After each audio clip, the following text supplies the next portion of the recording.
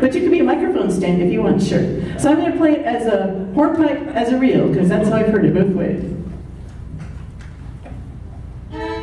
This is a standard tune violin.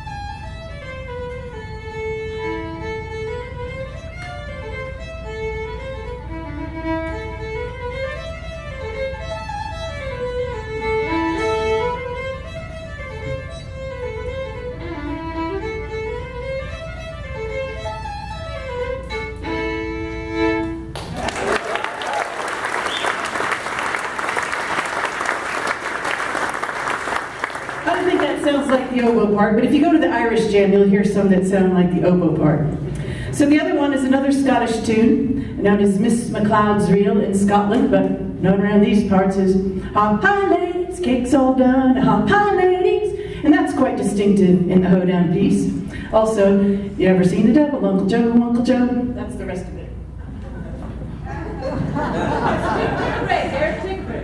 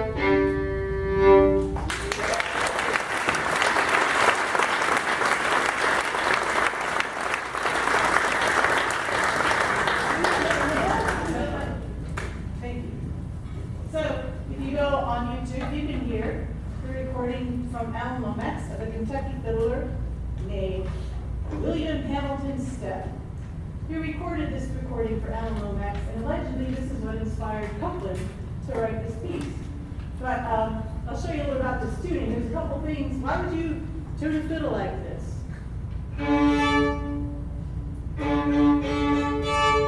There's several reasons to retune a fiddle for fiddle tune. One, you can play in one key all night. It sounds really great.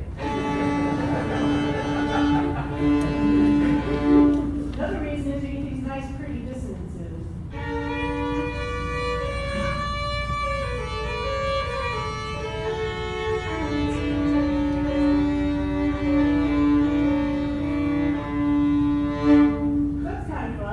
Television days. So this is another thing you can do with a fiddle tune like this, and I did press the drummer into service at the last moment, is play something called fiddlesticks.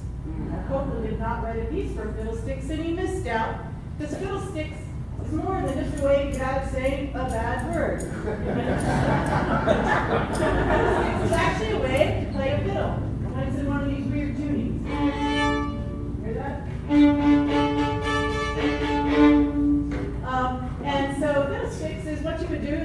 very west, I'm told this is a Texas thing. So in Texas, before they built all the great dance halls, you could hear the Texas swing music and all the other good little music that landed there, you might just be having a dance in your house. And so you'd have 2 rooms, and in the doorway would stand whatever fiddler you happen to have in Texas in that year. And if you had no other instruments or band, you could employ anybody with a decent sense of rhythm and some knitting needles to help out the sounds. He's going to demonstrate that, but here you go. Just go down, like it used to be.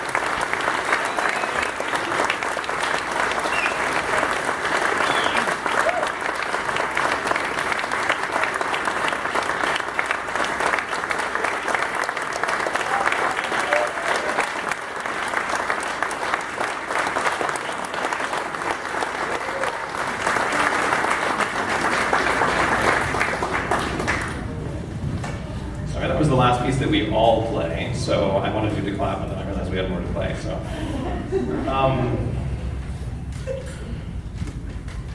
Into the West. Oh wait, sorry. Before we do our last piece, this is what I always forget to say and always really should say the most. I want to thank everyone for coming. This is our last piece. The next piece is called Into the West. I'll tell you about it in a second.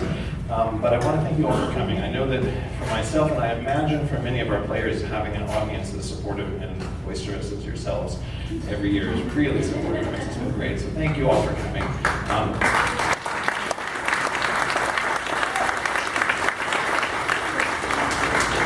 And thank you to Jubilee community for hosting this for 25 years. And thank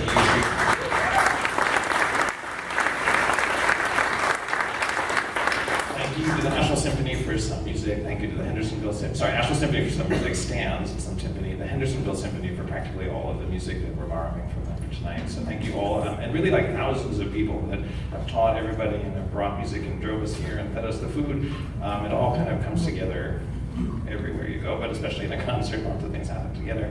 And I also want to thank first and foremost our amazing, all volunteer, unbelievable, hardworking for decades to be able to do the unbelievable high quality thing you just heard for free for fun on Sunday night in the summertime, our musicians.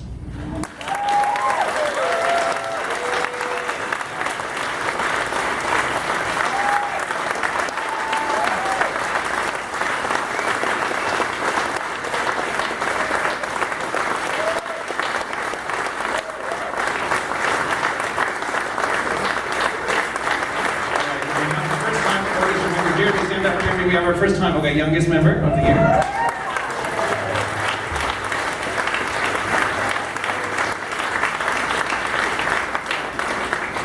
Okay, so have a seat. When I came to Asheville, it was like 2002-ish, right in the middle of the Lord of the Rings trilogy. When I came down to Asheville, I came down with about 6 people from the north. One of them had a very large beard.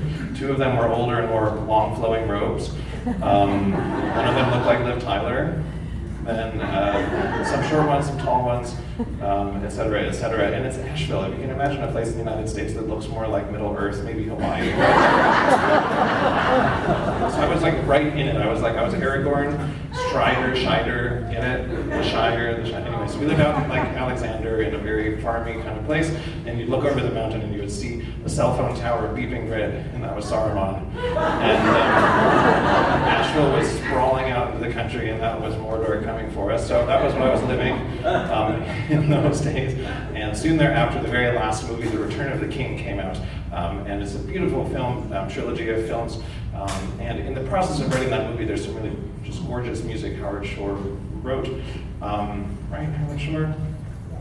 Yeah, Howard Shore wrote. And in the process of writing the movie, there in New Zealand, there was a young filmmaker who died, and this is actually the inspiration for the story of the song that came at the end of the last movie called Into the West, a beautiful song sung by Annie Lennox. It was actually performed first at a funeral for this New Zealand young filmmaker who died early as a sad song about kind of going beyond the beyond. That's not a Stranger Things reference, it's just kind of beyond. And so this is the text. This is a beautiful song we're going to play for you tonight, but we don't have a singer, so I'd like to ask Amanda Tam to read this unbelievable text.